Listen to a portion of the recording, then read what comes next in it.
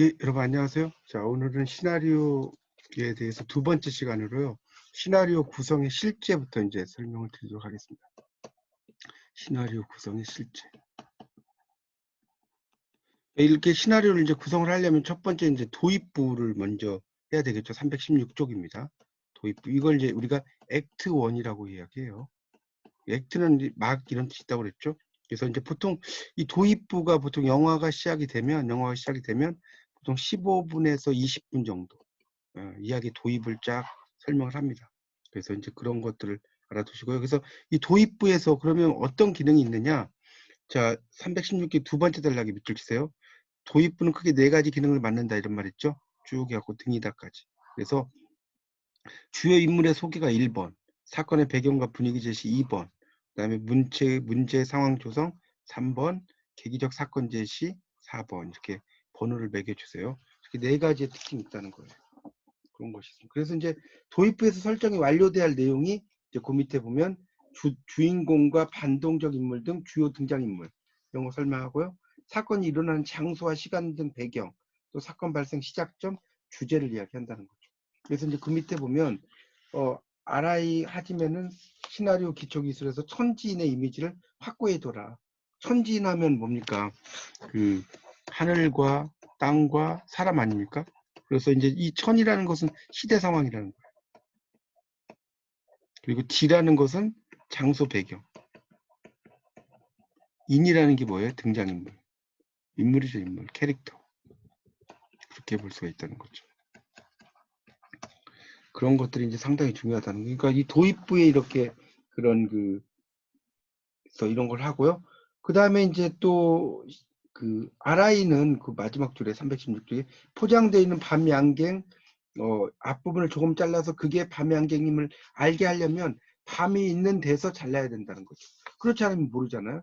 빵을 넣고 이 빵이 어떤 크림을 가진 빵인지 알려면 크림이 나오기 시작하는 데를 잘라봐야 된다는 거죠. 그래서 영화의 시작은 실제가 무엇인지를 잘 보여줘야 된다. 이렇게 나오는 겁니다. 317쪽으로 이제 가보면 두 번째 단락에 카우길은 시나리오 구조의 비밀에서 시작점을 계기적 사건이라고 이제 이야기를 합니다. 이 계기적 사건이라는 것은 전체 중심이 일어나는 계기가 되는 어떤 출발점이죠. 그래서 계기적 사건. 그러니까 이 계기적인 사건을 약간 드라마틱해야 된다는 거죠. 드라마틱이라는 건 극적인 이런 뜻이죠. 그러니까 극적인 이야기가 좀 있어야 된다는 거죠. 그러니까 시작부터 극적이어야 된다. 그런 이야기고요. 그래서 이제 이 영화에서 이야기가 전개될 배경 317쪽의 그 네 번째 단락이죠. 소개하고 주인공이 당하게 된 사건을 보여주면 도입부 역할이 끝났다. 이런 이야기입니다. 자, 전개부 이 액트 2죠. 이것은 이제 갈등입니다. 액트 2로 가면 그래서 이제 전개부는 갈등이 점점 커져가는 거죠. 그러면서 이야기가 진행이 되는 겁니다. 어떻게 진전시켜야 되냐? 자, 그래서 이제 그 마지막 단락이 첫째 줄에 갈등인데, 자, 서사의 성격 자체가 자아와 세계의 투쟁이에요. 서사라는 게. 이 한 자아가 세계와 어떻게 싸울 것인가? 이게 중요하다는 거죠. 그래서 갈등이 없으면 이야기가 안 된다는 거죠. 자, 그래서 이제 그 318쪽의 셋째 줄에 갈등은 두 가지 힘의 충돌이다. 영화에서는 어떤 거냐? 밀러는 많은 시나리오를 분석한 결과 다음과 같이 정리했어요. 어떻게 정리를 했냐면, 갈등이라는 것 나오죠. 그 318쪽의 박스를 보세요. 318쪽의 박스. 자, 거기 이제 보시면 뭡니까? 첫 번째가 뭐예요? 불완전하다는 거. 불완전함. 그러니까 가족 사이에서 이해가 부족하면 갈등의 원인이 된다. 두 번째는 해결 과제가 있어야 돼요. 인종차별, 성적차별 이런 거. 세 번째는 장애물이죠. 불안감, 열등감 이런 장애물. 네 번째는 위협이죠. 그래서 사회 정화를 위한 법률을 통과시키는 주인공이 있다면 위협하는 이제 조직폭력배라든가 등장을 하겠죠. 자, 선택이죠. 자, 양자택일의 선택 어떻게 할 것인가. 자, 그 다음에 압력이죠. 권력에서 막 누르는 거죠. 그 다음에 긴장 상태죠. 그러니까 이 스포츠 선수의 주인공은 최후의 일전을 앞두고 있는데 긴장감. 그 다음에 여덟 번째는 직면해야 할 도전이죠. 어떻게 할 거냐. 그다음에 9번째는 불균형이죠. 불균형. 균형 상태를 지향을 하는데 이제 불균형. 10번째가 모순된 가치. 이 가치가 다 모순된 것들을 이야기할 수 있습니다. 자, 그래서 이제 319쪽에 보면 목표 장애 결말이라고 나왔죠. 그래서 이제 주인공은 영화가 시작되면 목표를 갖는 거예요. 그래서 007 제임스 본드 같은 경우는 지구의 안위를 위협하는 적으로부터 핵무기를 빼앗아야 할 임무가 있죠. 배트맨 스파이더맨은 사회 안위를 위협하는 적을 처단해요. 제리 맥가이의 주인공은 인간관계를 올바르게 정립하는 새로운 에이전시 시스템을 또 꾸며줘요. 이런 것이 이제 중요하다는 거예요. 그런데 그 목표 달성이 그렇게 쉽게 되지 않죠. 자, 아까도 나왔지만 장애물이 있어요. 반드시. 그래서 이 주인공으로 쉽게 이루지 못한 장애가 높은 벽인데 그 장애를 뚫고 가야지 이제 의미가 있는 거죠. 그 충돌에서. 그래서 갈등이 흥미로우면 그 장애를 용이 주도하게 이렇게 설정을 해야지 되지. 그냥 그 너무 밋밋하면 재미가 없다는 거죠. 그런 이야기를 써놓은 겁니다.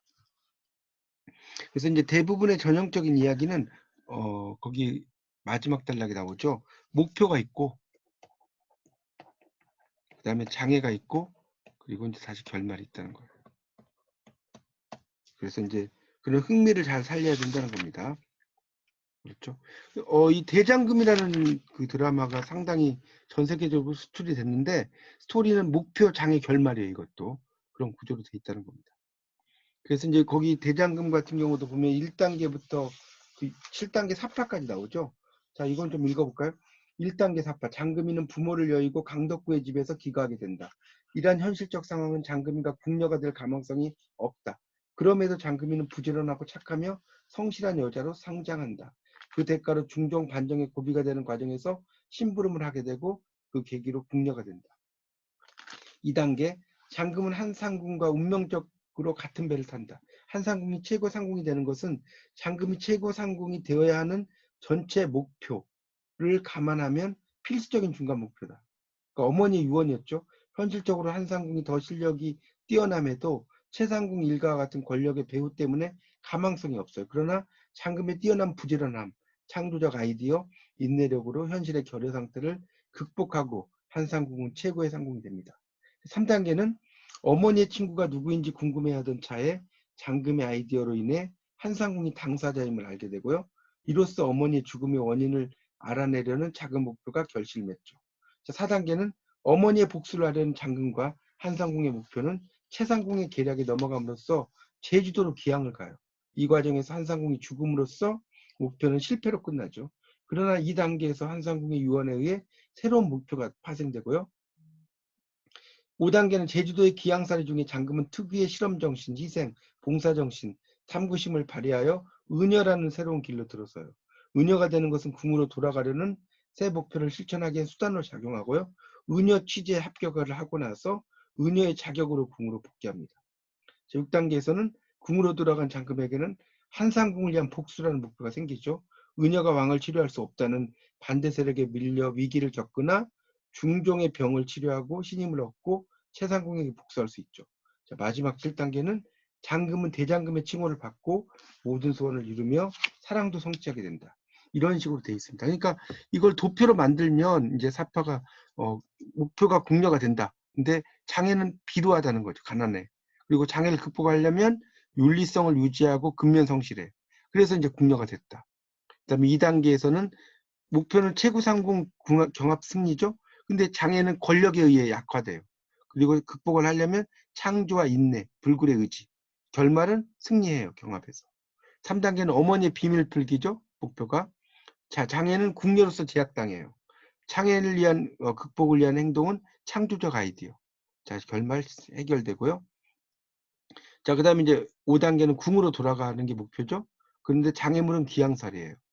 장애를 극복하기 위한 그런 그 행동은 뭡니까? 은여가 되기 위한 각고의 노력이고. 그래서 이제 궁으로 복귀하는 게 결말이죠. 6단계는 한상궁의 명예회복. 이 목표고 장애는 궁중 내부 조정 대신에 반대. 장애를 극복하기 위한 행동은 최대한의 의지로 중종을 치료해요. 자, 결말은 명예회복. 자, 목표는 7단계 수락한 최고 상궁. 장애는 조정 대신에 반대. 장애를 극복하기 위한 행동은 중종의 신임을 얻어요. 그래서 결말은 소원을 이룬다.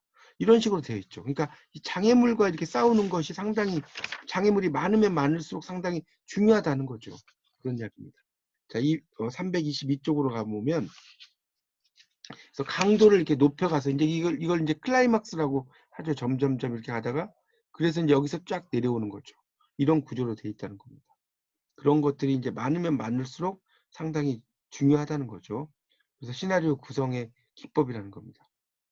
그렇게 볼 수 있어요. 그래서 322쪽의 세 번째 줄에 보면 루트가 그의 책 시나리오 구성과 기법에서 사용한 비유법 나오죠. 거기 보면 이렇게 나오죠. 상황이 보면 주인공은 암석에 둘러싸인 급류의 강을 보트 하나의 의지에 도망쳐야 한다. 1. 바위에 부딪히면서 노를 놓쳐버린다. 2. 노를 놓쳐서 보트를 저을 수 없는데 설상가상으로 보트에 물이 새요. 3. 세 번째로 쾅 부딪히면서 물속에 빠져요. 조금만 내려가면 큰 폭포예요. 큰 폭포로 떨어지기 직전인데 헤엄을 못 친다는 사실을 알게 돼요. 이렇게 장애가 막 심해지는데 그러면서 이제 이 서스펜스, 이 관람의 즐거움이 있다는 거죠. 그렇게 이제 볼 수가 있겠습니다. 그런 의미로 이제 이해를 하시면 되겠습니다. 그래서 이제 예를 들어서 상황은 적극적이다. 점층되던 장애가 갑자기 사라지면 이게 재미가 없어진다는 거죠. 예를 들어서 테러 단체가 서울 시내 모처에 원자탄을 터뜨리려고 해요. 근데 마지막 순간에 가서 주인공이 해결하도록 해야지 사전에 발각이 된다. 그래서 계획이 무산된다. 이런 건 좋지 않다는 겁니다. 자, 부수적인 갈등이라는 것이 이제 그 뼈대가 이제 갈등의 중심이라면 그 에피소드라는 게 또 있죠. 사파. 에피소드라는 게 있다는 거. 그래서 에피소드에도 이런 그 갈등이 그려져야지 흥미가 있다는 거죠. 그런 이야기고요. 서스펜스라는 것은 이제 긴장이라는 뜻인데 원래 이 서스펜스를 의미를 따지면 서스가 아래라는 뜻이고 펜스가 매달린다는 뜻이에요. 아래 매달려 있으니까 뭐 절벽이라든가 이런데 아래 매달려 있어요. 그러니까 긴장이 되겠죠. 그래서 거기 그 323쪽의 마지막 단락에 보면 갈등과 안도의 이중성 쌓이는 서스펜스가 있다. 서스펜스는 라틴어로 미결정, 불안, 공포 등을 뜻하는데 원래의 뜻은 매단다는 의미가 있다. 이렇게 나오죠. 자, 324쪽입니다. 그래서 이제 갈등이 있고요. 거기 보면 1번. 그다음에 중심 안타고니스트. 자, 우리가 이제 그 등장인물에 보면 주동인물을 프로타고니스트라고 그래요. 프로타고니스트. 그리고 반동인물을 안타고니스트라고 합니다. 자, 그런 걸 진짜 중요하죠. 그래서 이제 이 안타고니스트를 만들어야 돼요. 그러니까 그래야 재미가 있다는 거죠. 예를 들어서 이제 투구 경기에서 황소가 투구사를 죽이러 경기장이 돌진하는 순간부터 서스펜스가 시작된다. 위기의 강화. 자, 불변의 규칙이 있다면 주인공을 일찌감치 위험에 빠뜨려 놓고 끝까지 위기 상황을 복잡하게 만들어가는 거예요. 또 한 가지 가능한 위기 상황은 주인공이 처해 있는 위기 상황을 해결하지 못할 경우에 일어날 수 있는 끔찍한 운명을 제시하라. 또 관객을 우월한 위치에 둬라. 이렇게 나오죠. 그러니까 등장인물들을 모르고 있는 사실을 관객도 알고 있도록 하라는 거죠. 예기치 않은 분규, 전혀 생각지도 않은 나쁜 일이 일어나서 곤경을 막 크게 만드는 거라는 거죠. 그렇게 볼 수 있습니다. 그러니까 이런 그 결말을 예측할 수 없는 것이 중요하겠죠. 그러니까 미리 예견할 수 있는 결말, 남성과 여성의 대결, 주인공의 힘이 너무 우월해서 적과 너무 차이가 나. 최후의 결말에 이르기도 전에 주요 악인이 굴복해버려. 이러면 재미가 없다는 거죠. 자, 그다음에 결말부는 가장 중요한 게 놀라움과 반전이에요. 반전이 이 결말에서는 중요합니다. 이 액트 3인데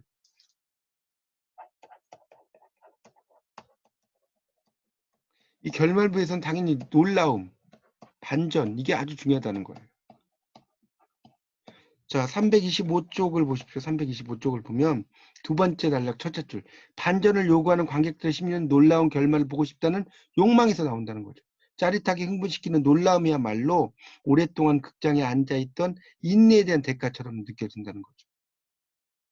자, 다음 단락에 보면 반전은 이렇게 다시 시작되는 게 있어요. 여러분 교재에 보면 이회성이라고 써진 것 같은데 의외성으로 고쳐주세요. 의외성. 의외성과 합리성이라는 모순된 성질이 결합되는 것이다. 이렇게 나왔죠. 뜻밖이어야 되는데 합리적으로 받아들여지는 그런 것이라는 거예요. 너무나 합리적이지 않으면 그렇다는 거죠. 그래서 이제 그걸 심어두기라는 건 거죠. 합리적인 상황. 그래서 이제 식스센스라는 유명한 작품이 있었죠. 육감이라고 이제 우리말로 번역이 되는데 주인공이 사람이 아니라 귀신이었다는 거예요. 그렇죠? 위해성이 크지만 논리적으로 그럴 수 있다는 수긍을 관객이 할 수 있을 때 이제 반전 효과가 있다. 자, 주인공이 막바지에 느닷없이 활을 쏘아 괴물을 처리하는 결말이 있다고 하자 느닷없이 주인공이 활을 쏜다면 관객은 어이가 없다는 거죠. 그렇죠? 활을 잘 쏘고 활을 가까이에 두고 있다는 심어두기가 있어야지 효과가 있고요. 자, 성공 혹은 실패는 이 해피엔딩이 반드시 필요한가 반문해 봐야 된다는 거죠. 상업 영화는 보통 이제 해피엔딩을 많이 가지고 있는데 반드시 해피엔딩을 할 필요는 없다는 거죠. 그래서 이제 그런 내용을 쭉 이해를 하시면 될 것 같고요. 뭐 승리하지 않는 것으로 언해피엔딩도 상관이 없습니다.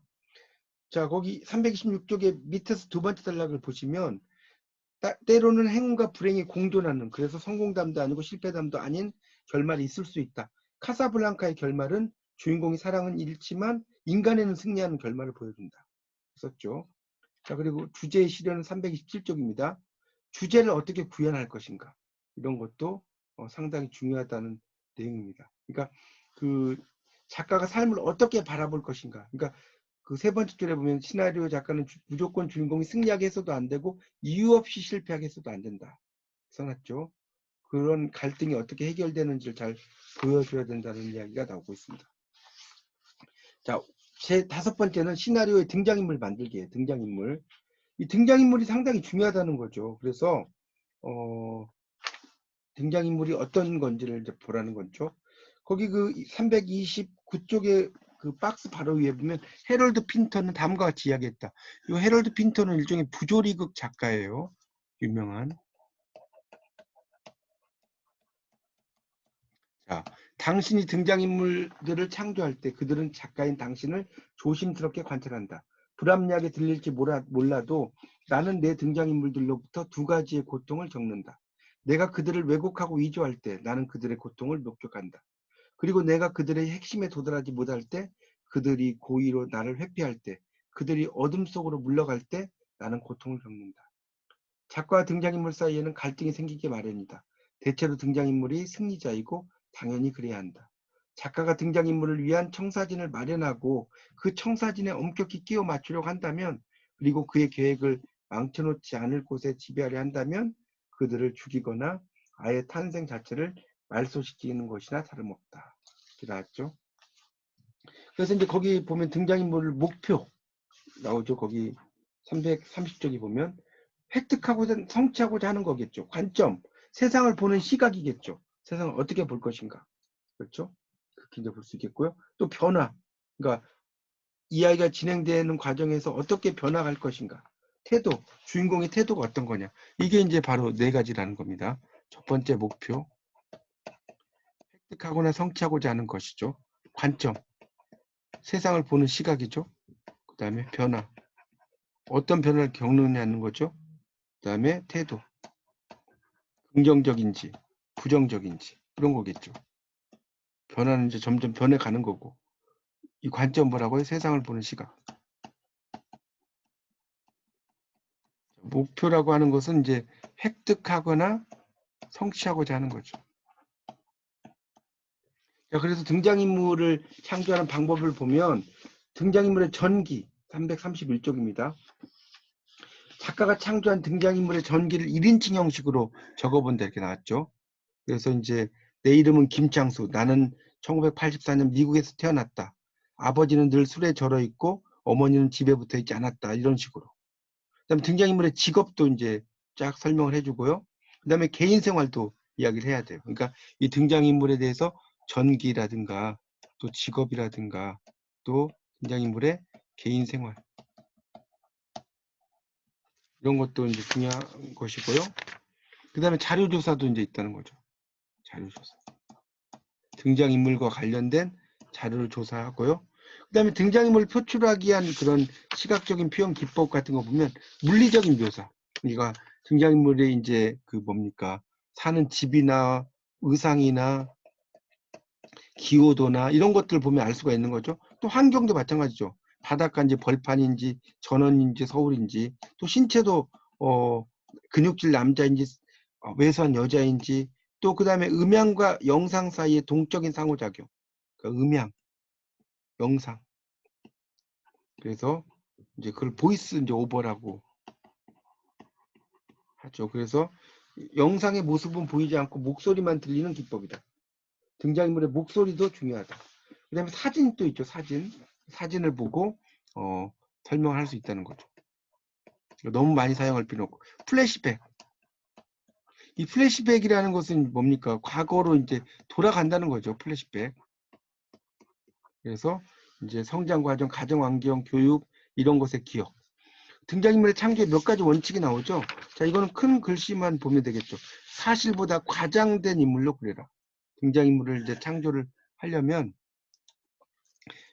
등장인물 창조죠. 첫 번째는 사실보다 과장된 인물.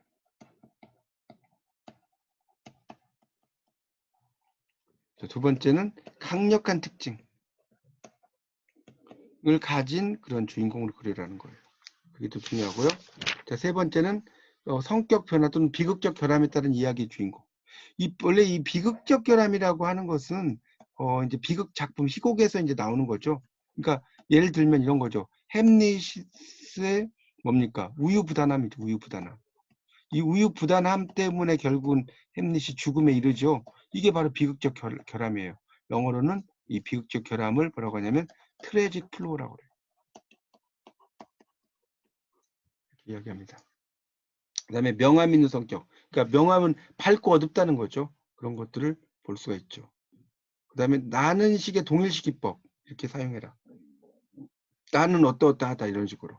예를 들어서 335쪽이면 나이는 몇 살이고 어디에서 일하고 있다. 키, 몸무게, 체격 이런 거. 특징이 어떻다. 연봉이 뭐다 이런 식으로.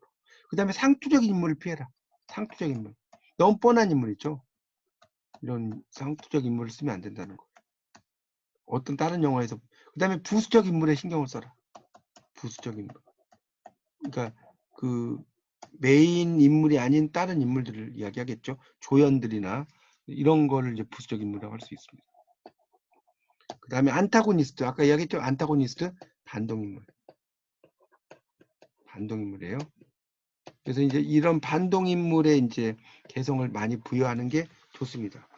반동인물이 살아있는 인물이고 개성이 없으면 이야기의 흐름이 빠지고 내면 세계를 잘 드러내라. 그 내면의 세계가 어떤지를 잘 드러내는 게 중요하다. 자, 이제 마지막에 이제 6번에 보면 시나리오 대사 만들기가 나옵니다.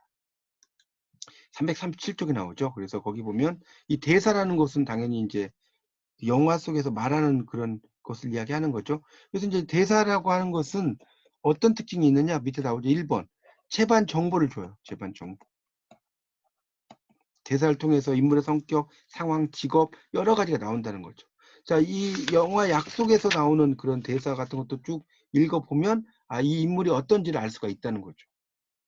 여주인공 이 약속이라는 영화에서 보면 여주인공이죠. 여주인공 최이주에 대한 이제 정보를 제공하고 있죠. 그런 식으로 볼 수 있습니다. 그 다음에 이제 사건을 어때요? 진전시켜요. 대사는 빨리빨리 가게. 그 다음에 인물을 드러내요. 네 번째는 뭡니까? 중요한 계기, 주제 이런 것도 알려줄 수 있죠.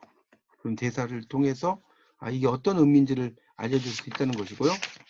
그 다음에 다섯 번째는 뭡니까? 다섯 번째는 그런 그 행동을 드러내요.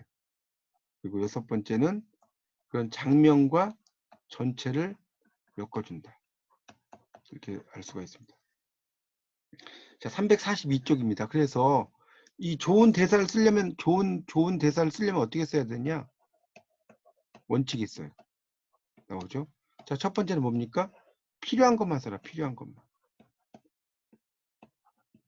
필요하지 않은 건 쓰지 말라는 거예요. 구체적으로 써라. 추상적으로 쓰지 말라는 거예요. 자, 세 번째는 유머가 생명이다. 이거 별표 쳐놓으세요. 중간중간에 약간의 유머가 좀 있어야지 또 재미가 있어진다는 거고요. 네 번째는 독창성을 살려요. 근데 현실감을 놓치면 안 되고요. 그 다음에 모든 대사는 적재적소에 배치해라. 대사는 정말 필요한 대사를 그때그때 잘 배치하는 게 중요하다. 이런 거죠.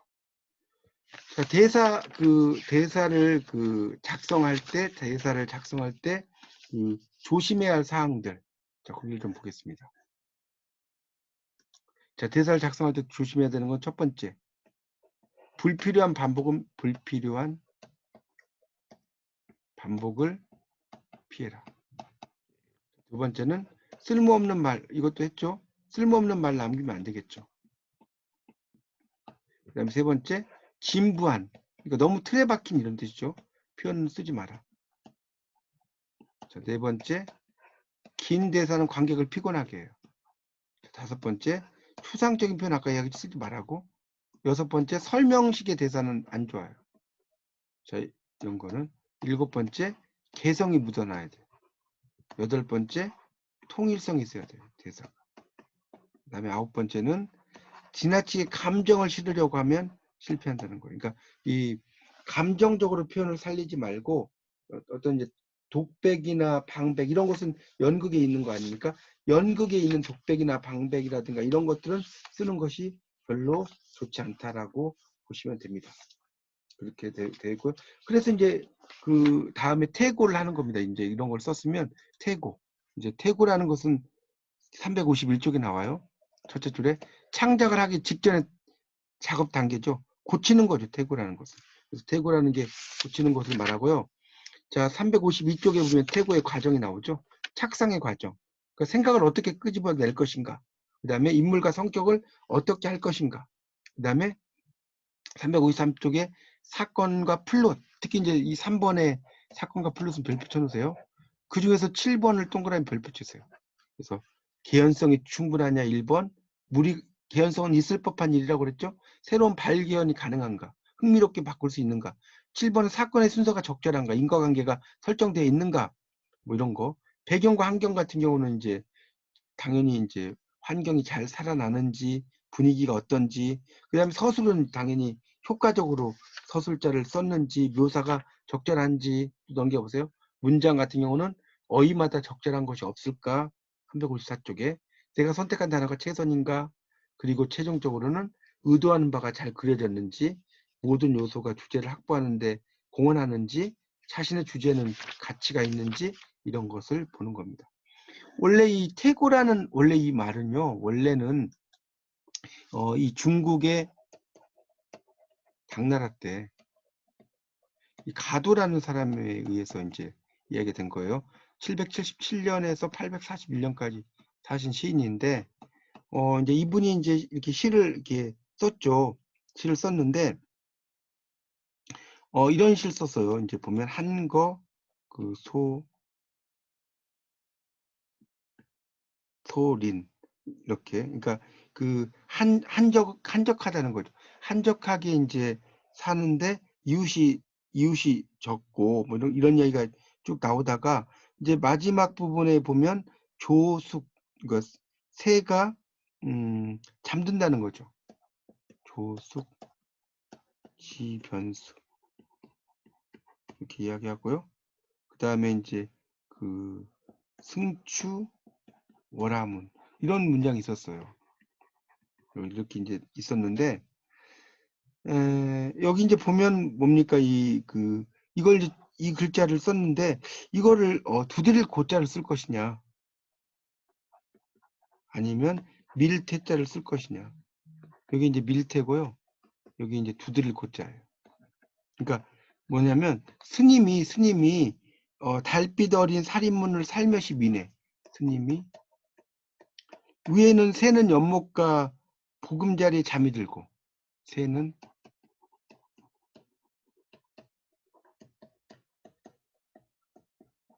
연못과 보금자리에서 잠이 들어요. 그리고 이 스님이 달빛 어린 살인문을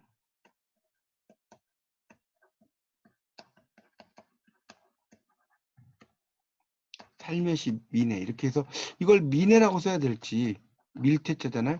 아니면 두드릴 고자라고 써야 될지 이런 것을 이제 많이 반복을 해요. 그래서 마지막 연에 마음에 들지 않아서 두드릴 걸 쓰면 어떨지 생각을 하다가 밀고 두드리는 행동을 해봐요. 그러다가 이제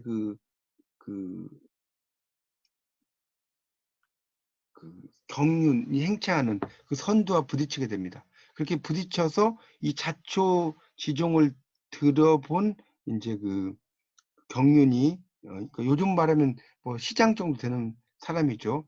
그대에게 이제 그에게 고자보다는 추자를 쓰는 게 더 좋겠다. 그 고자와 추자가 이렇게 있지 않습니까? 고자와 추자가 있는데 여기서는 추자를 더 쓰는 게 좋겠다라는 말을 듣고 이제 그러니까 추자인데 이제 이게 밀다라고 할 때는 이제 퇴자로 쓰이죠. 퇴자로. 그러니까 고자보다는 퇴자를 쓰는 게 더 좋겠다는 말을 듣고 이걸 태로 고쳤다. 뭐 그런 데서 이야기가 나오는 내용입니다. 이 태고라는 것은. 네, 이렇게 해서 이제 그 시나리오에 대한 어떤 전체적인 이야기들을 쭉 설명을 드렸으니까요.